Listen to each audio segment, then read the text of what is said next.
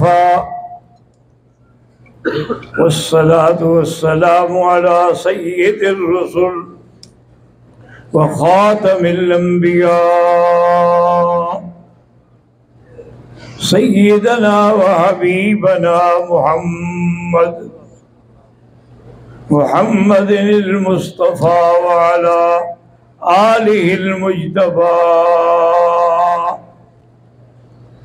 اللهم صل على سيدنا محمد النبي الأمي الهاشمي وعلى آله وأصحابه نجوم الهدى رب اشرح لي صدري ويسر لي أمري واحلل عقدة من لساني يفقهوا قولي سبحانك لا علم لنا إلا ما علمتنا إنك أنت العليم الحكيم أعوذ بالله من الشيطان الرجيم بسم الله الرحمن الرحيم إنما إلهكم الله الذي لا إله إلا هو وسع كل شيء علما قال النبي صلى الله عليه وسلم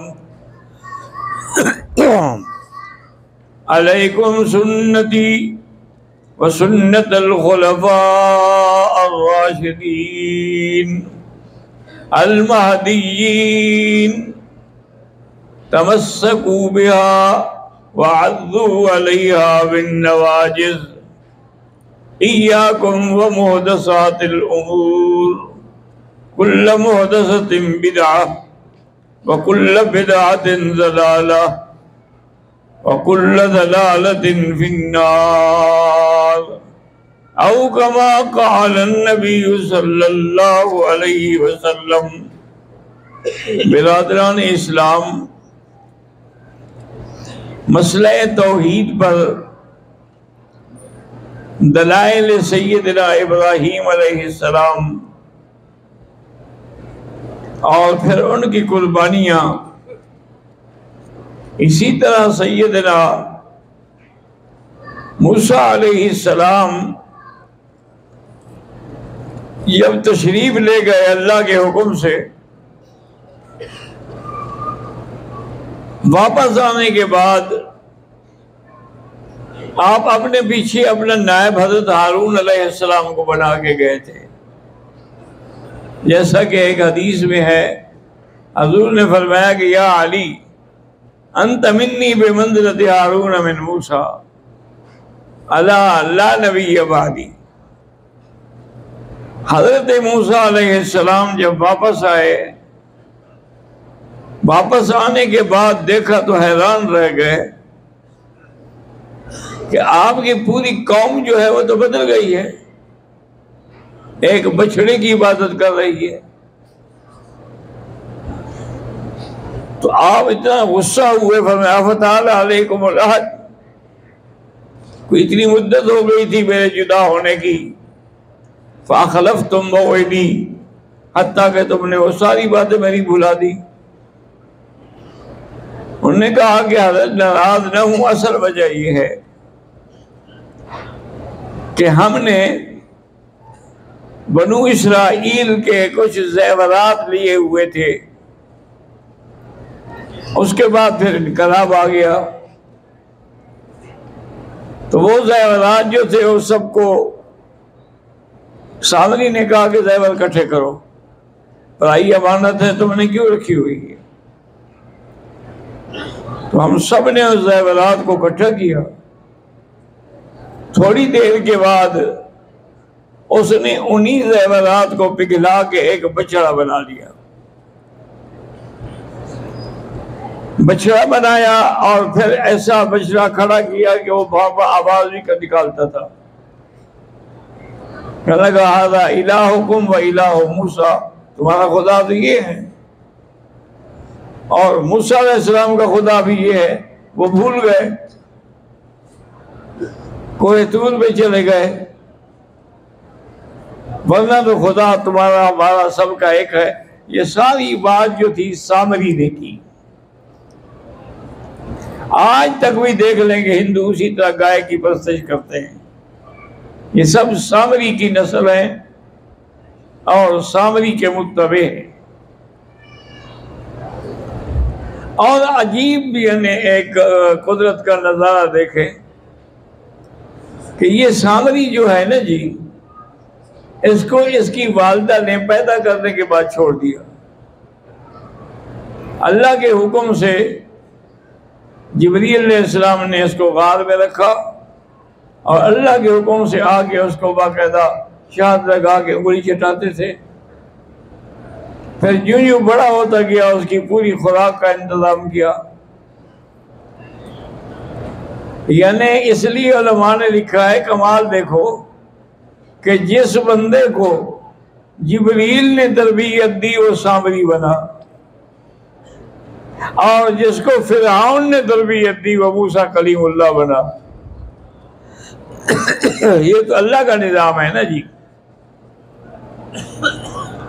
تو اب جناب یہ ہے کہ اس نے وہ دیکھتا تھا کہ جبریل علیہ السلام جب آتے ہیں کبھی پیدل اور کبھی سواری پر، تو جہاں ان کا پاؤں اٹھتا ہے وہیں وہ جگہ سبز ہو جاتی ہے۔ سوچتا رہا، ایک دن وہاں سے مٹھی بھر کے اپنے پاس چھپا کے رکھ لی۔ اب جو اس نے بچڑا بنایا تھا اس میں وہی مٹی ڈالی۔ حضرت موسیٰ علیہ السلام نے پوچھا کیا ہوا؟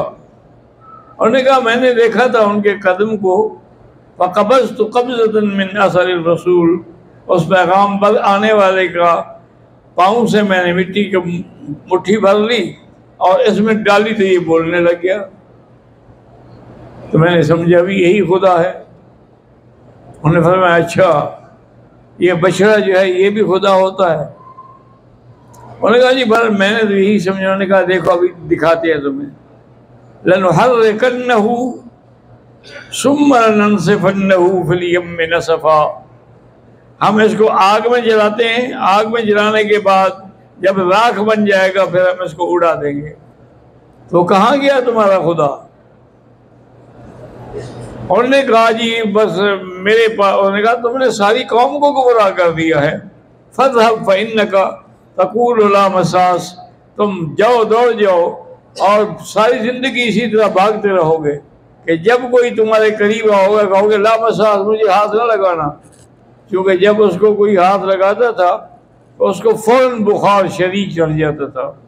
اس لیے بچنے کے لیے وہ کہتا تھا بھی میرے قریب نہ آؤ، میرے قریب نہ آؤ۔ تو اللہ نے دنیا میں تو یہ سزا دی، اور آخرت کی سزا تو خیر جو ہے ہی سو ہے، کافر ہے، مشرک ہے۔ اس لیے اللہ نے فرمایا موسیٰ علیہ السلام سے کہ اعلان کر دیں کہ انما الہکم اللہ الذی لا الہ الا ہو، یہ بچڑا الہ نہیں ہے۔ بچڑے الہ ہوتا تو جل جاتا، بچڑا الہ ہوتا تو اس کو ہم آگ میں ڈال دیتے۔ اصل الہ اسی کی ذات ہے جس نے ساری کائنات کو پیدا کیا۔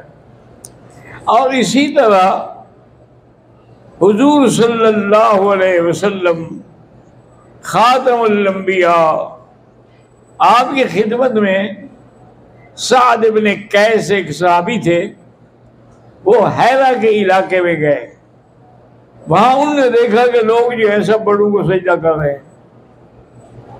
واپس آیا، انہوں نے کہا یا رسول اللہ اس طرح میں نے دیکھا ہے تو میں نے یہ سوچا ہے حق ان تسجد لک، سب سے زیادہ حقدار تو پھر آپ ہو کہ آپ کو ہم سجدہ کریں۔ اور میں ہرگز نہیں، یاد رکھو آپ نے اس کو ایک تو ہے نا ان کا بات سمجھائی طریقے سے، لو مررت بقبری لسجدت، اگر تم میری قبر سے گزرو گے تو اس کو بھی سجدہ کرو گے؟ نہیں، قبر کو تو میں سجدہ نہیں کروں گا۔ اس نے کہا پھر تم مجھے بھی سجدہ نہ کرو، سجدے کا مستحق صرف اللہ تبارک و تعالیٰ کی ذات ہے اور کوئی سجدے کے لائق نہیں ہے۔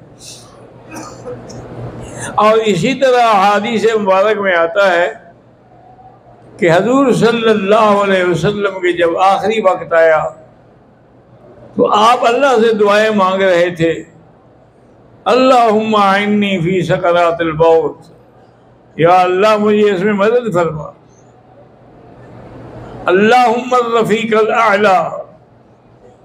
تو حضور صلی اللہ علیہ وسلم سبق دیا کہ دیکھو میں نے بڑی بڑی قربانیاں دی، میں نے شیب ابی طالب کی قید کاٹی، میں نے طائف کے سفر میں پتھر کھائے، اور میں نے کیا قربانیاں نہیں دی ہیں، لیکن یاد رکھو کہ سجدے کے لائق صرف اللہ تبارک و تعالیٰ کی ذات ہے، اور کوئی بھی سجدے کے قابل نہ ہے، نہ ہو سکتا ہے۔ اور پھر اس کے بعد اللہ نے فرمایا کہ اعلان کر دو، قُلْ لَا أَقُولُ لَكُمْ عِنْدِي خَزَائِنُ اللَّهِ وَلَا أَعْلَمُ الْغَيْبِ، کہہ دو میرے پاس اللہ کے خزانے نہیں ہیں اور نہ ہی میں غیب کے جاننے والا ہوں، اگر میں غیب کو جانتا وَلَوْ كُنْتُ أَعْلَمُ الْغَيْبِ، اگر میں عالم الغیب ہوتا تو میں سب بھلائیں اپنے لیے جمع کر دیتا اور مجھ پر کوئی مصیبت بھی نہ آتی، مجھ پر کوئی تکلیف ہی نہ آتی۔ اس لیے سمجھ آئی یہ بات کہ ہر چیز کا مالک اور خالق جو ہے وہ اللہ ہے، اور وہی معبود ہے، اسی نے پیدا کیا ہے، اسی نے قیامت میں حساب لینا ہے۔ جو لوگ، ایک آیت میں آتا ہے کہ وَمَا أَمْوَاتٌ غَيْرُ أَحْيَاء، یہ تو مردے ہیں، زندہ نہیں ہیں، وَمَا يَشْعُرُونَ أَيَّانَ يُبْعَثُونَ، ان کو تو خود ہی یہ نہیں پتا کہ ہم نے قبروں سے کب اٹھنا ہے، جو اتنا نہیں جانتے تیرے احوال کیسے جانتے ہیں؟ اس لیے خبردار کسی غیر اللہ کو سجدہ نہ کیا کرو۔ اللہ پاک ہمیں بھی دین پر چلنے کی توفیق عطا فرمائے اور صحیح توحید پر قائم و دائم رکھے۔